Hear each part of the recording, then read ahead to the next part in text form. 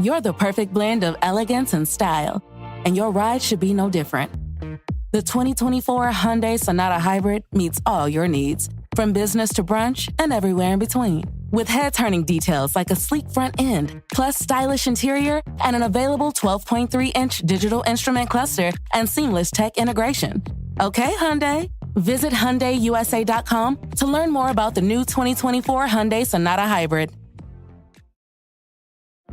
Pepsid Complete knows that food is one of the best parts of game day. That is, until heartburn strikes. Thankfully, just one chewable tablet of Pepsid Complete provides dual-action heartburn relief with an antacid that starts working instantly and an acid reducer that lasts all day. So you can stay focused on that second helping of chili without worrying about heartburn. All day based on 8-hour symptom relief studies during the day. Use product only as directed. Welcome back to Generals and Napoleon. We have a very esteemed guest. I'm honored to have the great Katherine Bayford on the line. Hello, Katherine. Hello, John. Thank you so much for having me today. Oh, it's my pleasure. My pleasure. For those of you who don't know Katherine, she's a big name in the Napoleonic circles, and she's actually working on a biography of the Bonaparte family called The Bonapartes, which should be out soon. We can't wait to read that book. And you can find her on Twitter with a handle KEBAYF, which is just KE-BAF, or BAF, short for Bayford. And yeah, we're thrilled to have you. Katherine, how did you kind of get into the Napoleonic age and era? What interested you in it? I was always very, very highly interested in Napoleon. I was always very interested in Napoleon in military strategy. And so as a teenager, I was just hugely into Vietnam. I was into failures of strategy. And it was when I started maybe becoming a later teen that I started really appreciating the successes of military strategy and tactics, where it can go, who was most ingenious. And I just found myself, of course, getting more and more and more drawn to Napoleon. It was only really when I started studying at St Andrews under Sir Hugh Strawn, who's a huge Bonaparte enthusiast and is absolutely brilliant, that I just felt like I had a little community of people out there who I could talk to about. And I was kind of poring over, David Chandler and so on. And over time, yeah, exactly, it's phenomenal. And over time, of course, you start talking about this more online, and you start meeting the 36 or so other Napoleonic obsessives, including yourself. That's right. Yeah, there's a tiny circle of us, but it's a very supportive circle, as we were talking earlier. So I asked Katherine to come on. We're going to discuss today the succession crisis, air quotes crisis, of Napoleon's, and kind of how it led to his divorce to Josephine, his remarriage, and then his actual heir, and how all that turned out. Spoiler alert, it didn't turn out all that well, but we'll get into that. So let's kind of start with Napoleon and Josephine's marriage first. Josephine had two children from a previous marriage, Hortense and Eugene. So clearly Napoleon probably hoped to have kids with Josephine. Why do you think they were unable to conceive? This is kind of one of the grand mysteries of Napoleon's life. There's absolutely no reason to believe that Josephine cannot have any more children. She has two perfectly happy, healthy, well children, one a boy and one a girl. And everyone makes a big deal out of how much older Josephine is than Napoleon. There's not a huge age difference. She's still ostensibly a perfectly fertile woman. And so when they're married and no child emerges, there's very obviously a number of questions. The first of which is, who's kind of, in inverted commas, responsible for this, right? There's a question, is Napoleon himself capable of having children? Because Josephine is, she's proven it. This seems immensely obvious.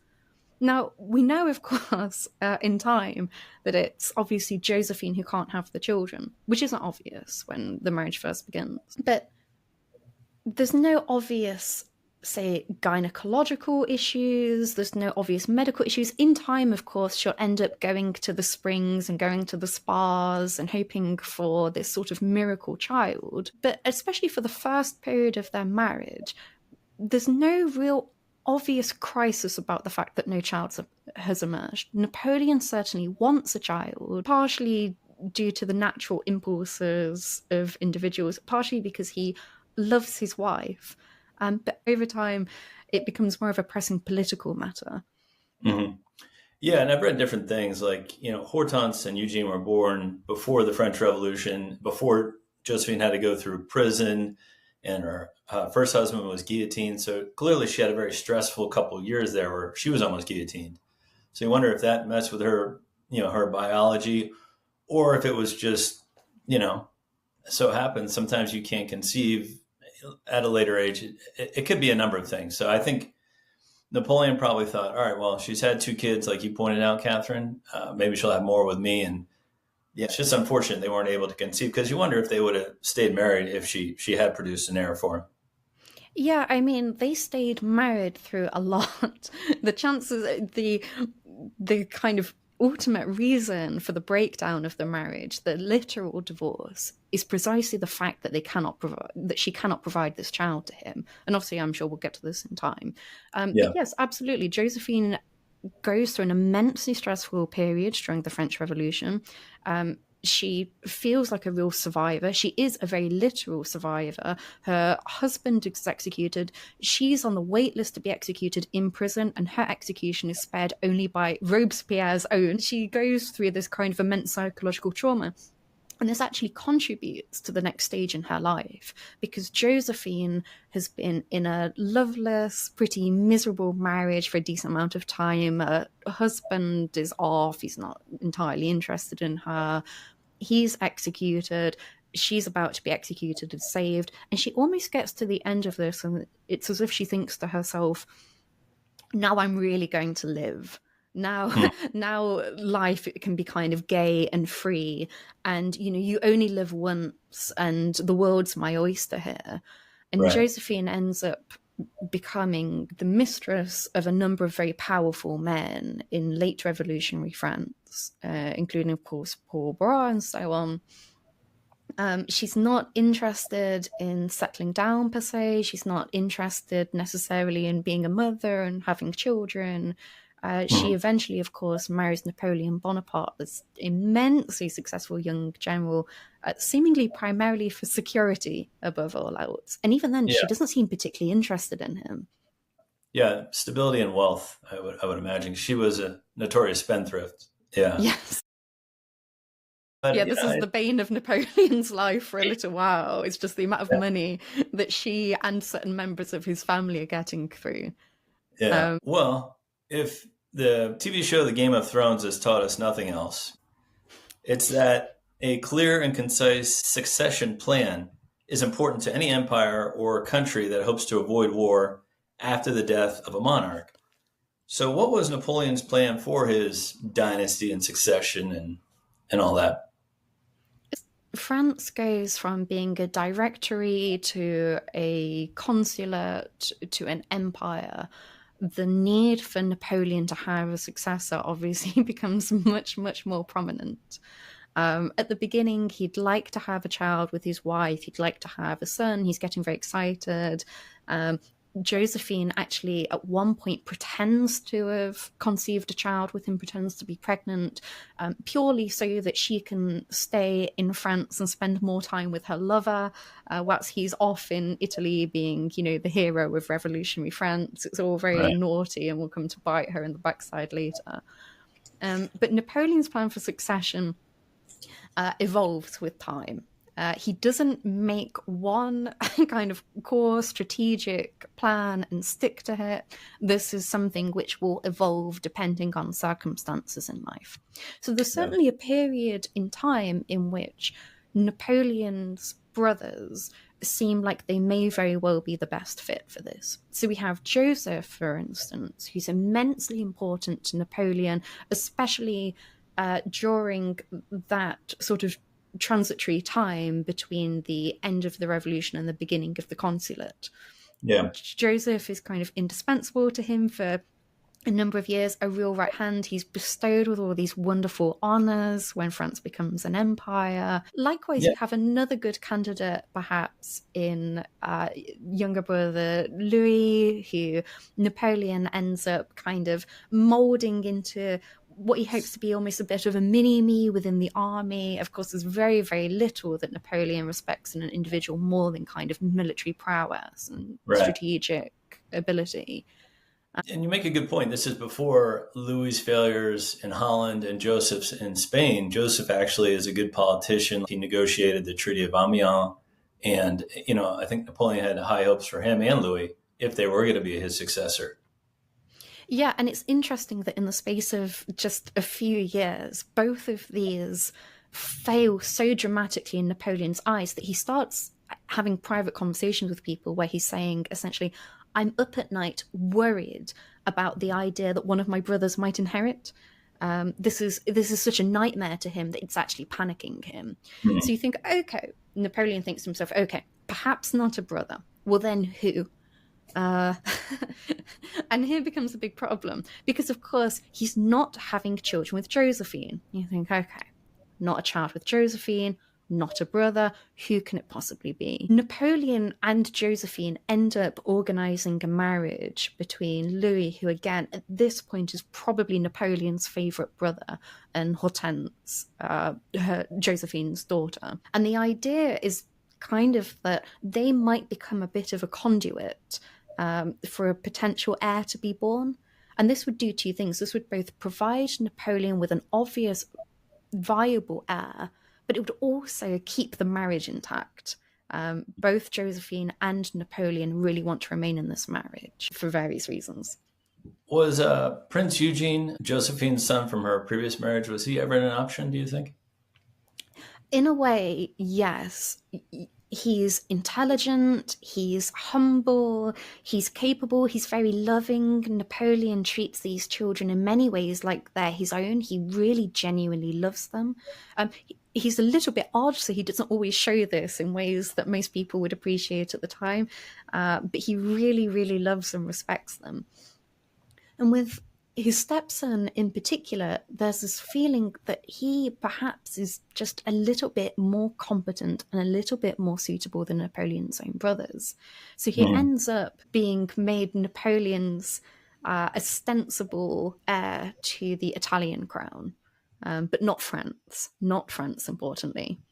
Yeah, and I know he runs pretty much northern Italy for Napoleon for many, many years and does, from what everyone can tell, a capable job. And like you mentioned earlier, he has military prowess, which Napoleon highly sought in his heir. So yeah, you think Prince Eugene would be an option, but that's not a direct bloodline to Napoleon like he wanted. Certainly not.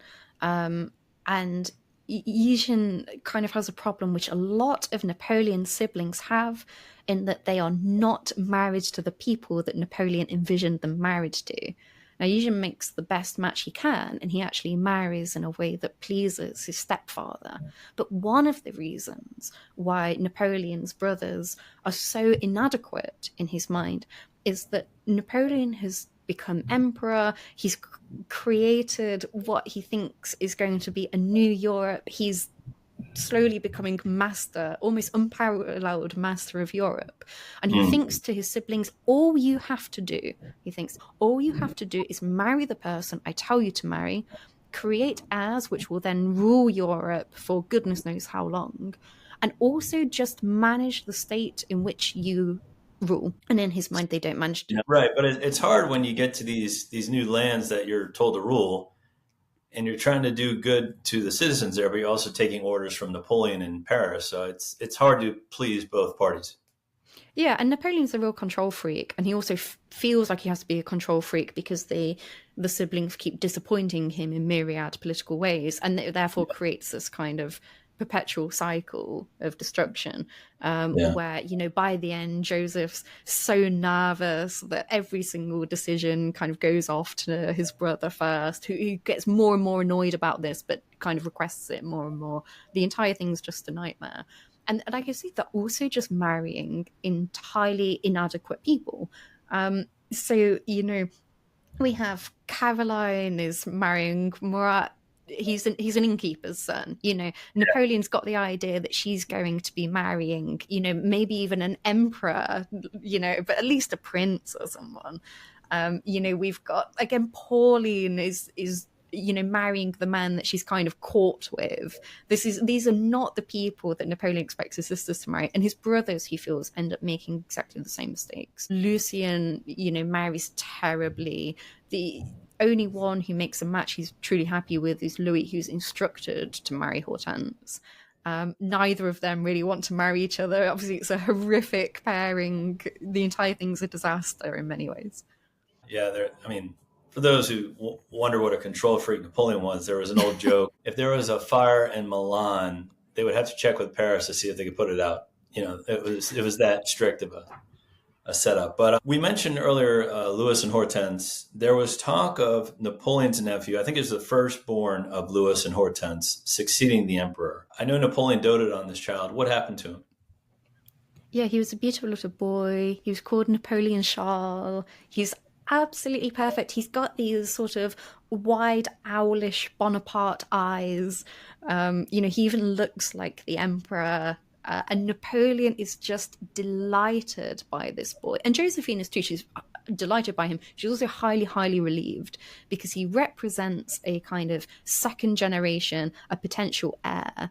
Now, this is never immensely explicit, but everyone understands that this boy is special to Napoleon, and therefore special to the Bonaparte family. Napoleon's sort of delighting in his personality as well. He seems to kind of have a bit of an aptitude almost for military matters. He's sort of walking through the gardens of palaces and he's sort of saying, "Long live Nonon the soldier," and all of this kind of stuff. And he's wearing his little uniforms.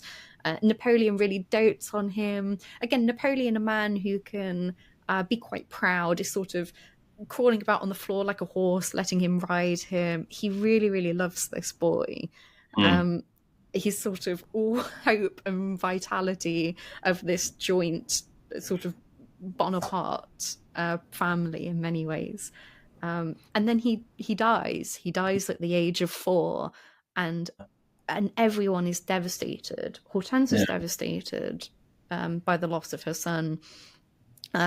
Hortense is also in a very, very unhappy marriage with Louis. Again, we talk about Napoleon being a control freak, where Louis, kind of, I think, boarding up, the doors to their family home so that she can't get out and sort of have affairs, which she's not having. He's spying on her. He's absolutely incandescent. He doesn't believe that, the child could be his. He turns very, very nasty. And Napoleon, for a while, really, really grieves this boy quite deeply, but he does so in a very limited way. So, a couple of weeks pass, and Hortense, who's still obviously absolutely devastated at the death of her son, is getting letters from Napoleon sort of saying, "I do wish you'd pull yourself together. Grief has its limits. You're sort of embarrassing everyone with this." And in many ways, I think it's because Napoleon, who's personally devastated by the loss of this boy that he loves, is also devastated by the realization that, anything other than your own firstborn child, and hopefully a few of them, is a bit too risky. So Napoleon comes to this realization quite quickly after the death of Napoleon Charles. I really do need to get my own heir. And so makes a number of decisions on that basis. Yeah. It is ironic, though, that another child of Hortense and Louis will be somewhat an heir to the empire. But we'll get to that. Yeah. So moving along the timeline, eventually through numerous affairs that Napoleon has, he learns he can produce children. He knows that it's not his fault that they're not conceiving. So he makes a tough decision to divorce Josephine. I mean, that's got to be tough for Josephine. Yeah, most definitely. Napoleon's known for a little while that he's capable of having children. He's first essentially manipulated into it by his family, and he has an affair with a serving girl who gives birth to a boy. And this young maid essentially turns around and says, I'd love to name him after you in honor of you. And Napoleon still doesn't entirely believe that this child is biologically his, so doesn't allow her to do so. She can't name it Napoleon, so she ends up naming it Leon, which I think is quite a nice little touch. But then he has another affair with a noble woman, of which, again, a bastard son is produced. And Napoleon at this point thinks, I'm pretty sure I am the father here. I'm pretty sure I'm therefore able to have children. And so in combination with the death of this boy, this leads to this kind of what seems like quite obvious conclusion for him at this point. Now, he really drags his feet over this. He does not really want to do it, partially because he doesn't really want to tell Josephine and actually have to... It's like any kind of man in a relationship where they've mentally moved on from. He doesn't really want to have to deal with the repercussions from this.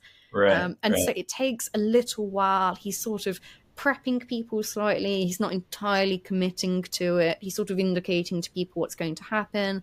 Josephine knows that the writing's on the wall. Everyone knows that the writing's on the wall, but this is just dragged out to a really painful degree. And as such, when the inevitable occurs, I think the end of November of that year, he has a conversation with Josephine in which he tells her, we're getting divorced. I need to remarry. I need to be able to produce an heir. And she's, in hysterics. She's trying to put on a brave face, but she's weeping, she's crying, she's sort of writing all these letters about how terrible her life is. She's really not in a very good state. They actually divorce officially quite quickly after that, because when you're emperor, you can make the machinery of the state really work for you and your needs. Yeah, you're not waiting in line at the courthouse. Yeah, but he takes care of her, right? He sets her up with a stipend and a palace. Oh yeah, it's a very good deal for Josephine. Josephine hasn't always been a particularly good wife, and she gets a very good amount of money. She gets malmaison, she gets a very, very nice life. And interestingly as well, and this will become a feature of his second marriage, Napoleon retains the confidence of Josephine and vice versa. So he will kind of call on her and rely on her emotionally in many ways. And I think that's an important point to bring up. He keeps her, he doesn't kick her out of Paris. They're still friends. He still wants her counsel and advice. So obviously it's not the ending Josephine wanted, but she's still involved with him. She still has access to him, and she's not just thrown out into the cold. She has money and a mansion. She does all right for herself. Yeah, she's still a very influential, rich woman in and around Paris and France. Absolutely. Yeah. So he then searches for a new wife. And I know he potentially wanted to marry a Russian princess, but Tsar Alexander wouldn't commit to the pairing and kind of dragged his feet. So instead, he marries Mary Louise of Austria. What do we know of her? Which is interesting. She's the daughter of the Emperor of Austria, who's been put in a very awkward position by Napoleon in a number of different ways, which will, again, I'm sure we'll come back to in a bit. Now, Mary Louise herself is quite interesting because in many ways she's almost the anti-Josephine. She's almost cripplingly shy, nervous, sweet, virginal, inexperienced. She's not kind of a particularly sophisticated woman, certainly not in the way that Josephine is, i.e. kind of sexually sophisticated and world-wise. She's unlike Josephine, who isn't necessarily the most attractive, prettiest of women, but has a certain pull. There's something quite desirable about Josephine. Mary Louise is just a little bit, chubby and tall and shy and awkward and so on. And she's also grown up thinking that Napoleon is a complete monster. So she kind of walks into this marriage almost as if she's going to a terrible fate. Now, she does what she has to do because she's a very sweet, diligent, loving daughter, but she sort of, I think, begs her father once, do I really have to do this? And he says yes. And she thinks, okay, I have to steel myself for this. And I'm going to go to, the French Ergo, and I'm going to be the wife, the bride of the monster, and it's all going to be so horrible and terrible. And Mary Louise was a very romantic young woman. She's always thought that she's going to marry, a very dashing, beautiful man who loves her and has lots of babies with her. And instead she finds herself heading over to France to marry, the greatest monster in Europe. We off? 30 seconds of carefree bliss. Oof, like wind in your hair carefree. Oh, like using Clorox Disinfecting All-Purpose Cleaner in the home carefree. Yes! Like dog slobbing on the coffee table and cleaning it with Clorox Carefree. He's on a roll now. Spit toothpaste on the faucet. You got it. You got it. Peanut butter on the light switch. Oh, spritz, spritz. Spritz, spritz. Clorox, man. Clean feels good. Okay, we're back. Use as directed. Love, exciting and new. Hello, Hannah Waddingham here. Have you seen the fabulous new Sun Princess? World-class entertainment, exceptional dining, and the greatest pizza ever. It's Don't miss our Come Aboard sale with up to 40% off and free room upgrades. Visit princess.com or call your travel advisor to book. Princess Cruises. Terms and restrictions apply. Offer ends 2/28/25. Ships of Bermudan and British Registry. And she's really young at that. I think she was 18, 19 at the time. Yeah, and she is just a protected young aristocratic girl. Yeah. Now, the interesting thing about this, of course, is that she turns up in France and she meets Napoleon. And again, Napoleon goes into this marriage with quite low expectations for the actual relationship itself. He says, I'm marrying a womb, not a woman. He almost is, again, kind of reassuring Josephine at this point, okay, I'm going to have to marry another woman, but I really, you're the love of my life, is what he's kind of turning around and telling her. And so they're both going into this marriage with various levels of trepidation. They don't have high expectations for it whatsoever. And then they meet and they get married, and Marie-Louise thinks, oh, he's quite lovely, actually. She finds him quite handsome. She thinks he's very charming, he's very gentle, and suddenly this marriage kind of transforms because imminently, because all of a sudden she has the marriage that she's kind of been dreaming about. She has this dashing emperor who seems to really like her and perhaps even love her and want lots of children with her and buys her lots of jewels. And again, Napoleon finds himself surprised. He's suddenly married to, a very sweet, charming, blushing young bride. And he really likes this. And I think it's interesting, we'll come to this.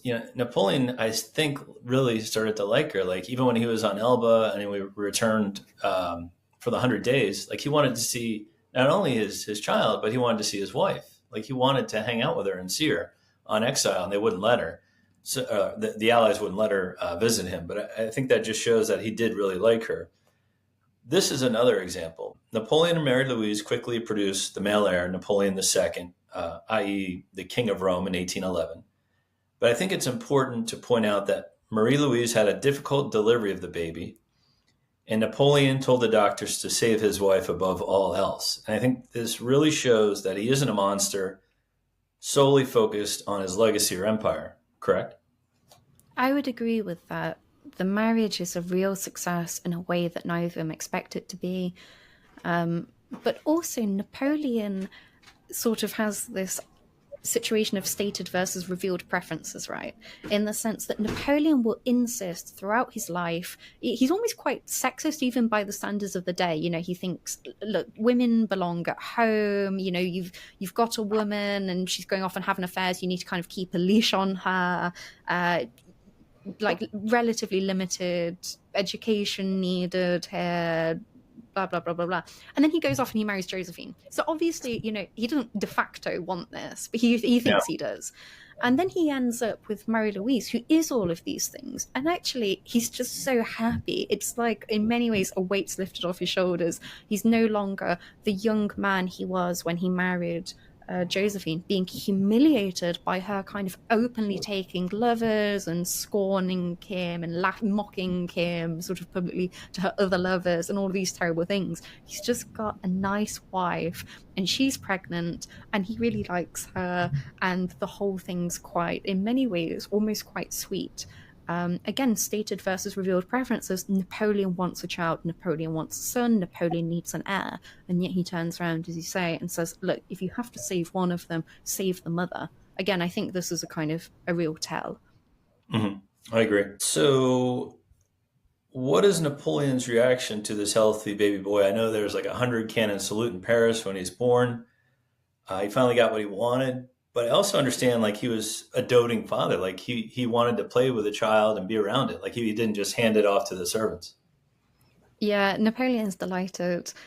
He even sort of starts going into rooms that he doesn't need to go into where, you know, a nanny is taking care of the child or whatever, just so that he can go and see him and spend time with him. He makes it well known to Marie-Louise how much he loves her and how much he loves their son. He spends a lot of time with the boy, kind of snatch time throughout the day. He's absolutely elated, couldn't be happier with this turn of events. Just really charming to see him like that, because you just think of him like, if you don't really know Napoleon, you think of him as this warmonger, but there's more to him than that. Unfortunately, though, moving on the story, Napoleon loses his throne in 1814 and 1815. Do you think his son was ever an option to replace him for the victorious Allies? I know Napoleon wanted to abdicate in favor of his youthful son. Napoleon certainly wants this. Napoleon essentially turns around to the Allies and he says, okay, fine, you got me, exile it is, but obviously the King of Rome remains the King of Rome, right? No, they will not allow this to happen whatsoever. There's a couple of people who may or may not be arguing for this, but broadly speaking, this is way too dangerous. We've seen what can happen, you know, with the first exile when you try to kind of keep a Bonaparte and, you know, light chains. It doesn't work. They're way too nervous about it. In many ways, it's a little bit like Alexander the Great. In that Alexander the Great dies, and he has an heir, but it's a child in utero. The boy's an infant at this point. The throne cannot be held for him. They don't want to risk trying to manipulate him. What if he's just like his father? You know, you unmalleable character. And so this is just not allowed to happen. So with the boy, they end up essentially carting him off to Austria with his mother, and much like Germany in the late 1940s undergoes a rigorous denazification programming, this boy will undergo a kind of rigorous de-Bonapartification programming. And he'll grow up speaking German with a German name, far removed from any kind of news of his father, not allowed access to any kind of people that may be sympathetic to Bonapartism. You know, he's kept in a small room in the kind of stark Schönbrunn palace, miserable. The whole thing is they even bring in Marshal Marmont to be his tutor for a little bit, and it's like the ultimate betrayer of Napoleon. It's just a very odd upbringing, I would say. Yeah, and they also, as well, you know, we've spoken about the fact that Marie-Louise is just cripplingly naive. And this is a feature that she doesn't really grow out of during this period. So you've spoken about the fact that, you know, when Napoleon's in exile, he's trying to keep in contact with his wife and his son. He's trying to tell his wife that he loves her, he wants to see her, all of this kind of stuff. And Marie-Louise is just led to believe that Napoleon, you know, it's some kind of dangerous liaisons type thing. Napoleon never loved you. He married you for your womb entirely. He's out having affairs. He's forgotten about you. He never cared about you, all of this kind of stuff. And then they put her essentially under the protection of a very, very dashing, handsome, aristocratic count. And they say, take care of her. So she ends up very swiftly forgetting Napoleon, again sort of manipulated to believe that the marriage was kind of a sham anyway, and ends up in a morganatic marriage with this count, and again largely separated from her child. It's all very sad. Yeah, and unfortunately Napoleon, who's exiled to St. Helena and dies there in 1821, so basically from 1814 on he doesn't see either one of them. What happens to his son, Napoleon II? He ends up dying as a very young man. Again, he has this intentionally immensely isolated upbringing. And he dies of an illness, absolutely no foul play suspected whatsoever, but he ends up dying of an illness as a very young man.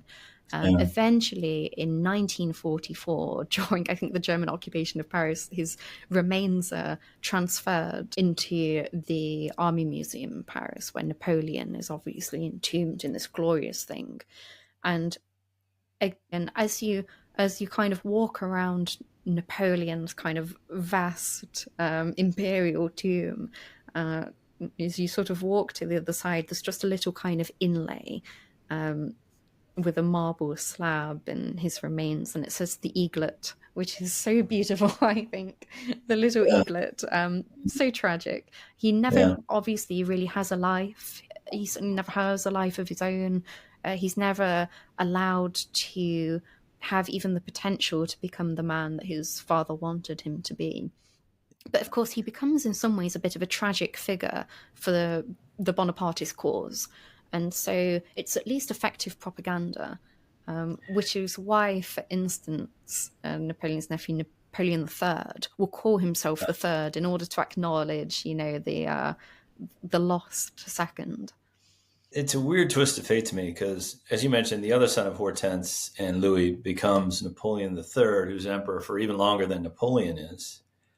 So I guess in a roundabout way, Napoleon did indeed have a successor, but it's Josephine's grandson, and it's not really directly related to Napoleon. I mean, yes, it is through Louis, but I guess he got a successor in a way. Yeah, Europe, the Allies go to kind of great pains in order to ensure that there isn't some kind of young, romantic, heroic boy who wishes to kind of take up the Bonapartist mantle and reclaim France as a new Napoleon. And so they do absolutely everything they can focused on Napoleon II in order to prevent this from happening. And Napoleon III kind of slips through the cracks here. This boy exists. This situation occurs. He does become a dictator. He does become an emperor 2.0 or arguably 3.0. In many ways, therefore, Napoleon III is both a literal and a spiritual heir to his uncle. A literal heir in the obvious sense, a spiritual heir in the fact that he's the one. There is a lot of second generation Bonapartes. Napoleon has a lot of siblings who themselves have a lot of children, and it's only Napoleon III who really reaches and strives for this, thus making him in many ways a real worthy successor. Yeah, indeed. Okay, final question for you, and this is always just opinion. Do you think if Josephine had produced an heir for Napoleon, that they would have stayed together?